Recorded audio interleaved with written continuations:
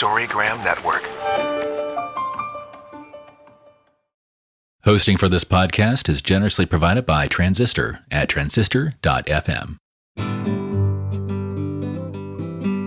Hi, my name is Laurelee, and this is It's Not About Food.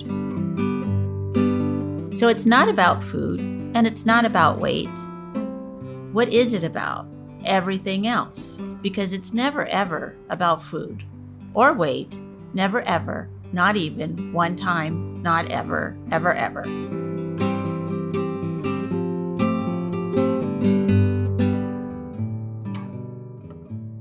Hello, everyone. This is Laurelee Roark, and It's Not About Food podcasts. Today, we're talking about feelings and fat thoughts. On the front of the card, the goddess has like a thought bubble behind her.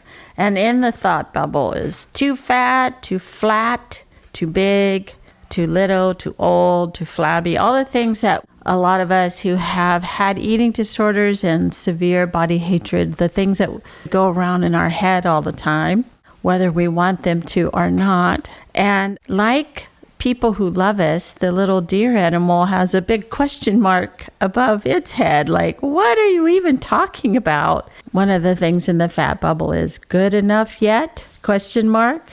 And it's like, of course you're good enough. I love you. That's what I always think to myself when I hear somebody running themselves down, their body or themselves. And like, I don't see that about you at all. Not at all. Not a bit. So it is our own kind of insanity that goes on in this crazy mind of a person with a lot of body hatred or an eating disorder. So on the back of the card, it says, fat thoughts are the kind of thoughts we have when we are criticizing our bodies, calling them too fat, too ugly, too big, or too whatever. These thoughts are learned from our cultural's fat prejudice and body hatred. Sometimes when we are young and experience shame or uncomfortable feelings, we change them into body hatred. When we begin to understand that our fat thoughts and body hatred are learned, then we can take the blame off of our body and process the deeper feelings in the far more constructive and fulfilling ways. So for me, when we wrote this card, this is one thing that I talk a lot about at Beyond Hunger and in my own individual practice with people, is that these thoughts were learned. They were given to you. You did not come to the earth thinking these things about yourself. They were learned, and you can unlearn them. Just like learning that, like in my grandfather's time, they thought if you left the windows open at night, you would get the flu. At some point, they had to unlearn that and go, actually, it's okay to have windows open at night. That's not a true statement. So it's sort of like that. Or we thought that we could catch COVID by the packages that were delivered to our house by Amazon. And at the beginning of COVID, it was wiping everything off with alcohol. And then we learned, no, actually, you're not going to get COVID that way. So you don't have to do that. It's sort of like that. It's still saying this was a thought or this was an idea that's not really true. The other part about that for me was if I called myself fat or stupid or ugly or wrong, I knew how that felt. I didn't know how it felt to be lonely or scared or have big feelings that I didn't know what to do with. So I would call myself names rather than feel the feeling of despair, if you will. And when I realized it was, it's a way I'm trying to help myself, not a very great way, but it was a way that I was able to let it go and then challenge when I would have these fat thoughts, challenge it and say, one thing I learned how to say was, if I wasn't thinking about this, what would I be thinking? If I wasn't feeling this, what would I be feeling? And a lot of times it's, my feelings are really hurt, or my heart is broken, or I'm scared about the way the world is going. And it's much easier to just think I'm too fat, because then I could do something about it, I could lose weight, instead of being afraid of a whole other country. And I know for me, when I learned that, I could put it all in its proper place. I'm feeling this, instead of feeling what's really going on. Help me then to know what to do about that other thing. And a lot of times it was just to feel it. to just acknowledge it, be okay with it. And if I could do something about it, of course I would. But just to put it in its proper place was a big thing for me. So I am really grateful to have this wonderful person who's going to be talking to us about feelings and fat thoughts, or just about what she's doing in the world, which is a lot of good for sure. And I'll let her introduce herself and tell us what's going on in her neighborhood. Thank you so much, Laurelee. It's such a delight to be here and to see you and interact, even, because we get to be on the video. So it's always wonderful to be in the company of other colleagues and like-spirited folks who really think this is an important thing for us to heal, rather than let it be kind of the norm, which still so much of the norm, to like our bodies, to struggle with food. It's so normalized or common that we think it's normal, but it's important to differentiate that just because it's common, it's not normal. Even if you're not in an eating disorder, it can still rob your life of so much joy and pleasure and depth and yumminess. So I just love coming together to do this. So thank you. Yeah, it's like here, the norm is to love the body that you have and be okay with it, and know that we're going to probably have struggles here and there, but we're human and that's what's going to be. So this is the norm in this little area. Yeah. We're making it the the norm. We're changing it. Radical, right? Exactly. Radical divergent behavior. Look at us. What do they call it? Sassy women or whatever. Anyways. So thank you. Thank you for creating this space, holding this space, and inviting me into it. This is the stuff I love to try to be as much of a support as I can be for others like you do, and had the painful journey myself. First of all, I'm Julie Norman. My background in education-wise is dietetics, as a registered dietitian for 15 years, working predominantly in eating disorders treatment. And I'm also a registered yoga teacher, experienced level, so I can do continuing education with that. A lot of experience in trauma-informed yoga, which makes sense for the body image, eating disorder recovery work.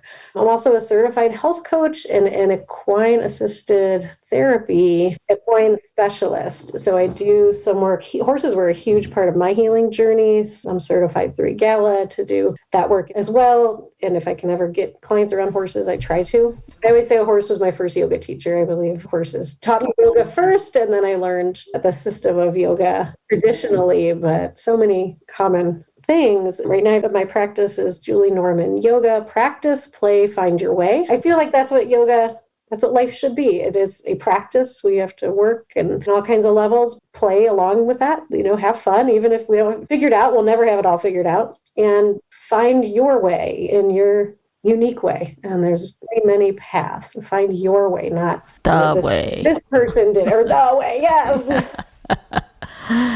So I still have the eating people know me, yoga and eating disorders. Don't do the nutrition aspect anymore.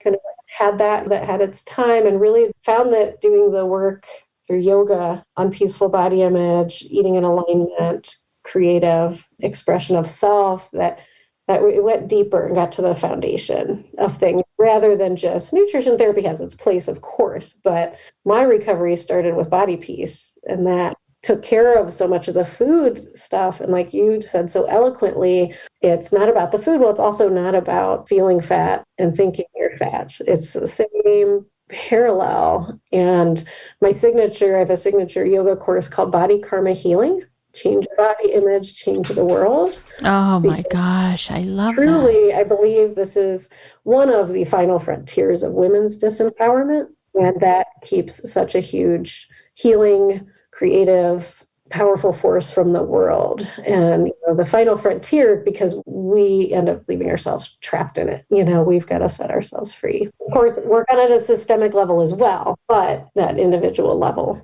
is huge. Right. And the body acceptance goes across everywhere. So it doesn't matter what color the body is, or if the body is queer, or if the body has some sort of something going wrong with it, or getting disability, or older, or or it just doesn't matter. It's like in Women Who Run with Wolves, one of the things that this woman says in this book is that, can you walk up a hill, or can you get up the hill?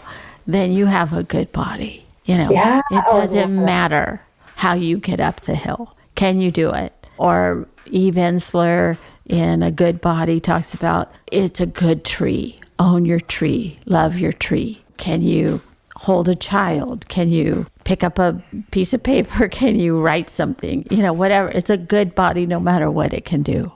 It's a good body. There's not a bad. Right, exactly. Even if it can't do things, even if you need to push up the hill in a wheelchair, it's still a good body. And the body is this, the way I think about my body is it is a conduit for life force energy. It's not this single, and that's the yoga piece, right? It's not separate individual right or wrong thing functioning in its own microcosm. It is this dynamic instrument that communicates to us and others that is, again, dynamic. There's the whole idea of like taking our bodies backwards or changing them to a static point of a certain percent of body fat or a certain state, a certain age. Or it's like, well, you're basically saying, I'm going to resist life as life, and what's the definition of stress is the resistance of reality. So if you want to be stressed and unhappy, then go ahead and do that. Try to hold life still. You wouldn't hold your toddler at 3 years old. You want them to grow into 4 years old and hit those developmental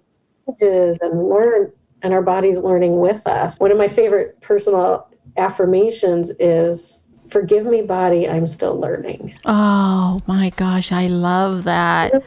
Because it's so, even just like did too much gardening yesterday and woke up with sore shoulders. Forgive me, body, I'm still learning, because I have my agenda. There were whispers, hey, maybe let's stop now. But no, I want to get this done. And then, instead we wake up and like, I'm so old and what's wrong with me? Or I need to do more yoga, or I need to do more strength training. And it's like, this, and I think Marion Woodman, the lines of Clarissa Pinkola Estes, speaks of the body as a consort, sacred friend. She is not out to get you, however you identify it.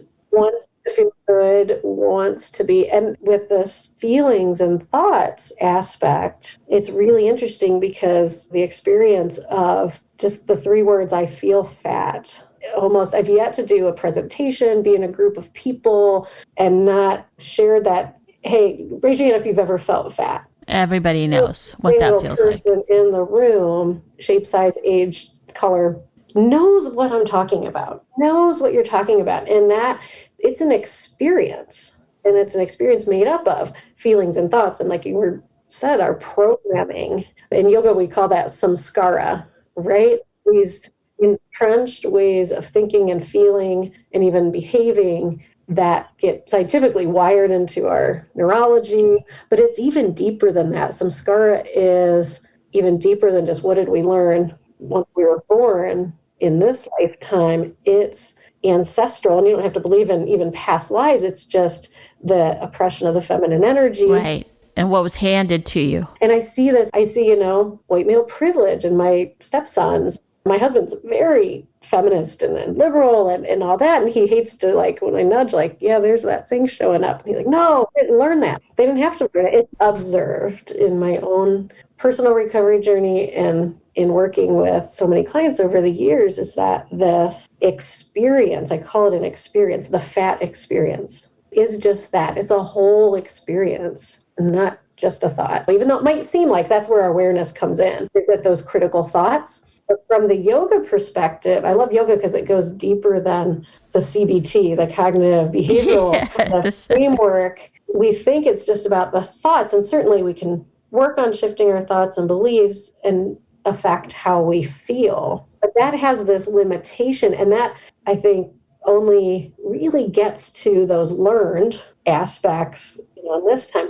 What's deeper is the other way. It's, chicken or egg, which came first. But the deep wounds, our feelings, the ones that come from the second chakra up, they trigger that vritti. In yoga, the critical, worried, thinking mind is vritti, V-R-I-T-T-I.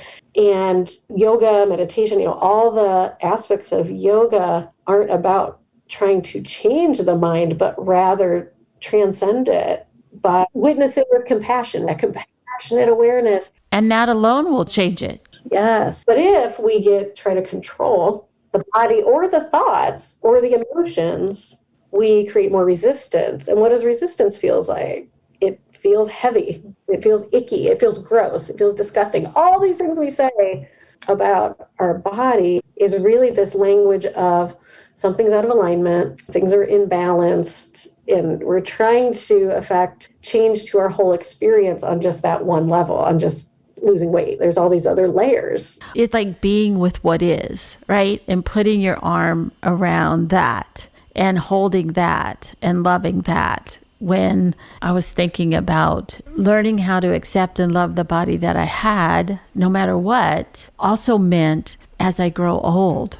And that was a whole other level. And I was talking about this to somebody and they said, I don't have that sort of cultural idea that I have to grow old. And I just looked at him and went, good luck with that. Because if you're going to be here, things are going to change. Alive, right? And he's like, well, I don't have to believe that I need classes. I said, well, if you can see, but if you can't see, it's a good idea to get them. It just makes it a little easier. So just coming up against, it was almost like a getting older diet. They did not want to do it. So they were going to control it. It was like, well, that does never work. And it's spiritual bypassing. It's that ego. We're like totally, okay. Hi, God. Nice to meet you. Now, I do believe we are God, Yeah. From the yoga perspective. Of course. But it's the non-duality. We're God, but we're in this physical form. And we are, vulnerable, but we don't want to believe that. Yeah, that's such an interesting, we're wired to keep ourselves out of suffering. But the suffering is, again, our ego resisting reality. Well, it's like our brain. I'm going to show my age by saying this, but like the computer HAL in 2001, which we've already gone by, but that, tells us, this brain tells us, oh no, you're not going to die. No, you're not going to get old. No, you're not going to get fat. No, you can't do this. It tries to control everything because that's its job as a computer, but our bodies are so much more like, let's do it. Why not? Let's try. Let's live. And then, of course, our spirit is just, the possibilities are endless. And to blend those together, body, mind, and spirit, is the key, really. That's what the whole system of yoga is for.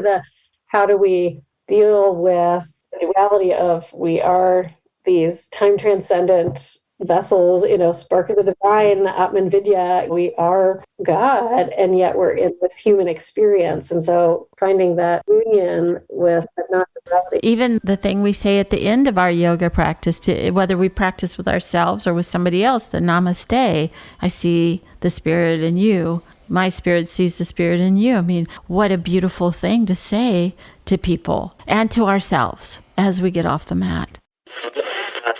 Storygram Network. Welcome to One Media, One Media. When you're whining with nurses. It's a place I like to call The Bleed. My name is Laurelee, and this is It's Not About Food. The art of being yay isn't just something he developed. Storygram Network. Yeah, we're not saying my 20% body fat honors your 20% body fat. Or my God is better than your God, or my yoga practice is better than yours. We're all coming to the mat. We're all here doing what we need to do. It's beautiful.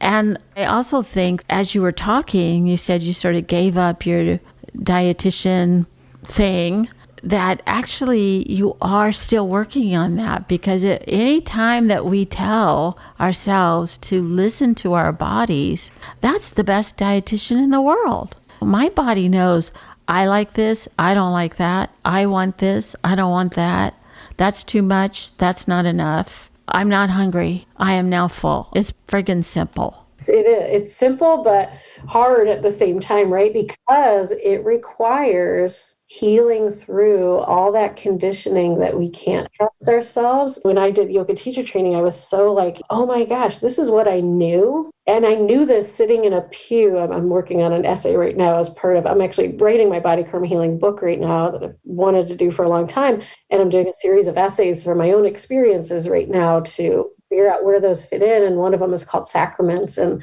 I'm writing about this experience I can remember so clearly, being an 8-year-old, a second grader, 7 years old even, and sitting in the church pew and being told from the sermon, I had to go to Catholic PSR classes, you're a sinner, that you came here broken. And I can remember what I had on. I can remember how I felt. And I just thought, no, I'm not. Right. I didn't do anything wrong. And that was, we were being prepared for communion, first communion. And so we had to go to confession. We had to wear a little bride outfit. And we had to go to confession, go in a small room with a strange man, talk and shame yourself. That's a whole nother tangent. But I felt so uncomfortable because I was making up sins because I was 7.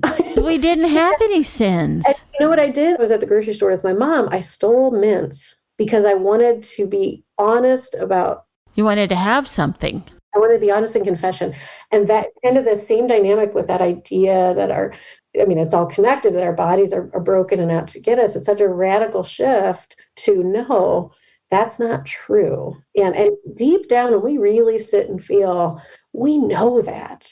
We know that. So coming back to that truth. So to listen, like you said, it's so simple, listen to your body. But that means healing ancestral trauma around being disconnected, having that ages severing. And ages and ages. Ages. And so when I feel fat happens, this is what I teach folks. When the fat experience takes over you, that is that bump, like you said, up against the ego that we created to be safe in the world, to go along with the storyline, and our truest, deepest voice and self and wisdom. And I have lots of acronyms in my program. FAT is fear, anxiety, tension. Fear is a very primal emotion. And I have all this on my website up for free. It's under the Body Peace tab. And the book will expand upon all of it and much more. But there's a very comprehensive free course in there, yoga-based videos, all kinds of good stuff, practice guides. Fear, anxiety, tension, the most primal fear we have as humans is that we'll lose love and acceptance. Yeah. And not only do we lose the people around us love and acceptance, when we're tiny babies, we have to have that or we're lost, because we had no car keys at 1 year old. I had no money. I had no plan. Primal need. I had to conform, whatever that took. And also that we lose ourselves. Which, abandon ourselves, yeah. I jump ship all the time away from me, all the time. I didn't know anything different. Default setting. It's like, leave me behind and go with her because she has the keys to the car. And I noticed my dogs are like me. They'll give themselves up for me. My cat will never do that. My cats. My cat will just move to a different house. I'd be like, no, this is not how we're doing This things. is how not. Let me give you the plan. Here it goes. No, I'm not going to even tell you the plan. I'm just going to do it, and you get a deal. Right. So I remember having this thought many years ago of, I'm going to be more like a cat and just be like, yeah, I'm just going to push that off on the floor. I'm not eating it. That's what I feel like doing. Yeah, I'm doing it. No excuses. Don't explain myself to anybody. So that fear, that primal fear, is if we do live from our truest selves, we will be left alone. That we be won't killed. Be accepted. So that's the whole conformity. Anxiety is how it manifests. That's all the thoughts. But it's fat is that core, and fear is ego. The ego is made up of fear, and that false self. I call it the false self and the true self that gets created. Anxiety is how it manifests. That's all the dieting. That's all the behaviors, all the obsession, all that. And that creates tension. It's that tension is between, like you said earlier, the mind, body, soul, spirit, whatever you call that third aspect of ourselves. And then that tension vibrates out into every aspect of our lives, every aspect. So the first thing I tell folks, okay, when you're in the fat experience, when we're in that fear, anxiety, and tension, but how do we want to feel? We want to feel free. And that acronym is fully restored to ecstatic embodiment. Oh, wow. Soul in the body. I know it's a big one. It's a tall order, but that's our birthright. It's so true, though. That's our birthright. That's exactly right. I have clients that when they say, I'm too afraid to give up a diet. What if I don't know, fill in the blank. What if things happen? And it's like, you have to go to that acceptance. You have to give that up. You can't be free unless you do it. And they'll say, I can't stand the anxiety or the tension. It's like, you can. because you've already been dealing with it. It's an illusion to think the diet or the food or the alcohol or Take any of that away. It doesn't. it doesn't. It's And still that's being right there. You can felt. start. We point them back to their own experience, right? Oh, well, the good old. I'm not a big fan of Dr. Phil, but how's it working for you? Exactly. Because it's already here. And I remember we were talking about feeling fat. The very first time I heard this was I think at the very start of my eating disorder recovery, and my therapist said, "How are you feeling?" And I said, "I feel fat." And she said, "Fat's not a feeling." And I said, "It's the only feeling I have." From that, everything changed. And that's a perfect segue, because fat isn't a feeling, but it's the way. I think I feel fat and I'm stressed are the two safe ways we can express our emotional experience in a patriarchal culture. Because how are you doing? And you say, "I'm grieving today." They're like, "Whoa, hold the right. phone. I'm sorry. Bye. See you later." We don't talk about grief. We don't talk about depression. We don't talk about sadness. We don't talk about anything but, "I'm fine. How are you?" And this is all, here's how I have my life totally together. And here's how we can safely, because it's common, we can somewhat express ourselves through the stress language and the fat language. And it's high level, it's a comfort zone, but we're not really getting into the depths. And we're connecting. We're connecting through pain, because misery loves company. But if you go out and really are truly in alignment, fully restored, you're in your ecstatic embodiment, well, that triggers. Exactly. It's like what I was saying at the beginning. If I say I feel fat, then everybody knows what I'm talking about. All the other women in the room. If I say I'm afraid and I don't even know what I'm afraid of, there's no go on a diet for that. There's no, have you tried this great new drink? For that? Here's the pill, here's the quick fix, here's a magic wand. When really putting your arm around the dragon, the demon, the whatever, and having compassionate awareness it doesn't take you, into freedom. It takes you into a process of healing your goddamn soul. Who's got time for that? That's scary. Payoff. Oh my gosh. But yoga does offer a system for this. So that's what the 8 limbs are for. It does offer a way. It does offer all of this. What doesn't offer sometimes is a teacher who doesn't do their own work. And you bring something to the mat or you bring something to the class and nobody wants to hear it. I was also trained as a yoga teacher and did it for so many years, but I would have people say, "I never heard this in yoga before." Go to the class that teaches this too, because it's not just the postures. In fact, that's just one tiny piece of the whole. Tiny, tiny piece. And really the deepest part of the practice is the Ahimsa, which we gloss right over because it seems so essential, so basic.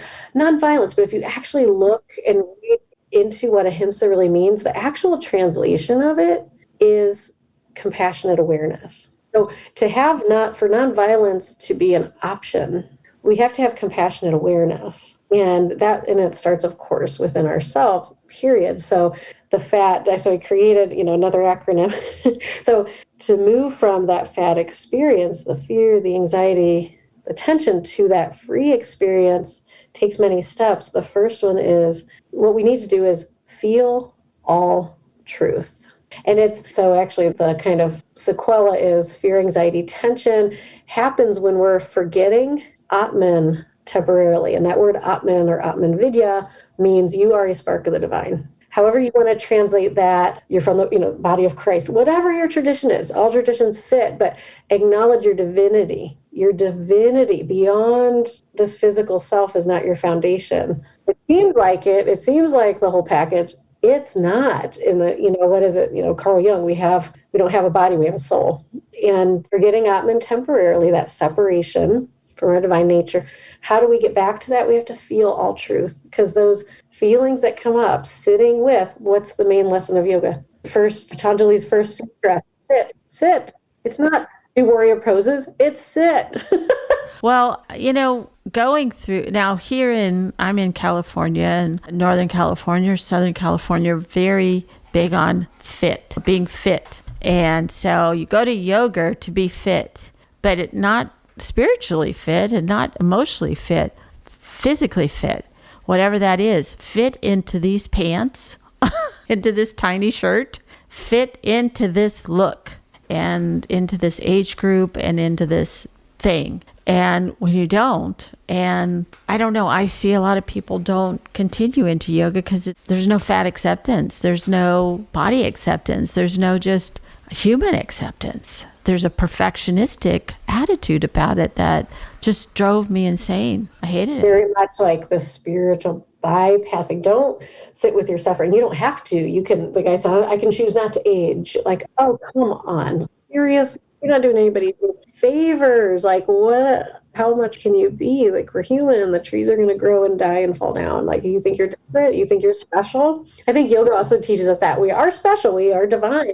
But we're also not that special. We're one drop in the ocean. We make it up, but we're also that humility. But the method. It's like that song, what if we're all just slobs on the bus trying to get home? Yeah. I teach people the 8 limbs of yoga, but the kind of a meditation or process that I teach folks is called to, like, how do we feel all truth? How do we transcend from that fat experience? If it isn't dieting and controlling our body, how do we change that experience?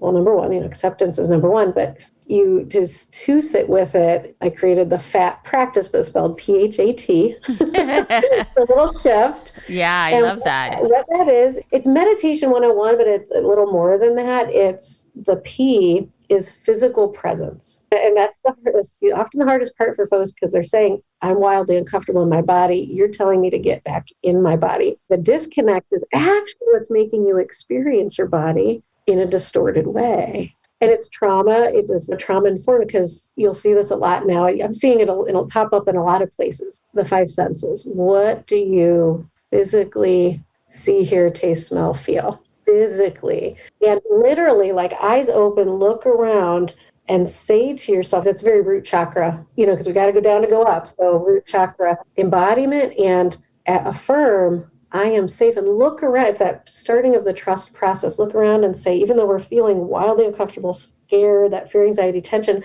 okay, I am in my bedroom. It's 4 p.m. I'm in my house and I am safe. Like, literally acknowledge your own reality. Like, I am safe. So you start there. And then H is hearing your heart. Then you do a connection, 2nd and 4th chakras, the 2 emotional centers. And when it's that I feel fat and your whole experience of yourself changes, that's deeper than, oh, I had a negative thought, or I saw a skinny model, or I'm triggered by Instagram. It's more this deeper I ate body. more than I wanted to, or whatever it is. Right. So we want to go to that. We want to breathe down into the 2nd chakra with the affirmation or the mantra, I feel, and almost fishing for the deeper meaning, and let the blank be filled in on the exhale. Name it, and you might breathe for 15 minutes and not know, and that's okay. Or you may breathe, take a deep breath, and 400 emotions show up. Exactly. Everybody rushes to the door.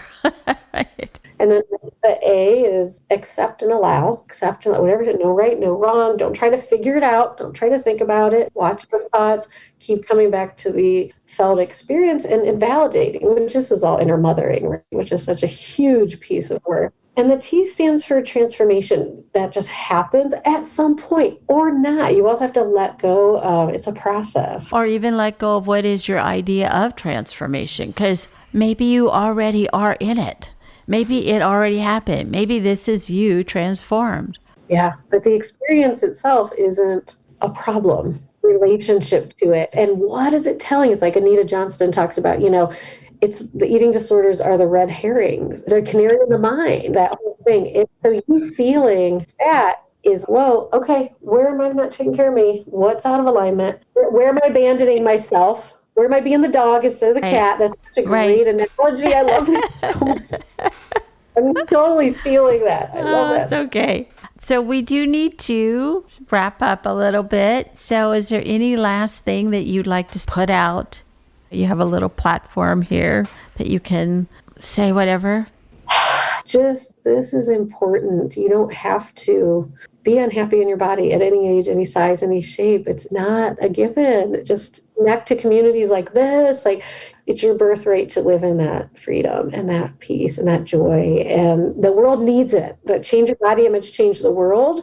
That is it. Literally, you being fully you, it serves in all of humanity. Just, it does. And you're not making the world bad by being in your suffering. That's not the converse of it. It's just that enjoy. We're here to, I believe yoga teaches us, we're here to remember who we are, to have fun, and to be of service. To just be awesome. And that really, truly, if you do yourself and be yourself, that is a service. Yep. And I think that however many years you were doing your dietitian stuff, that was probably wonderful work. And then this is your other wonderful work and other wonderful work, and where it changes and grows and does whatever it does. It's an inspiration to people who feel like, especially after COVID, stuck in their little house, in their little box, watching a box, looking at a box. And so that we can step outside that box is a really beautiful thing. And I really very inspired by what you were talking about. So I'm wondering if you can read the bottom of the card today.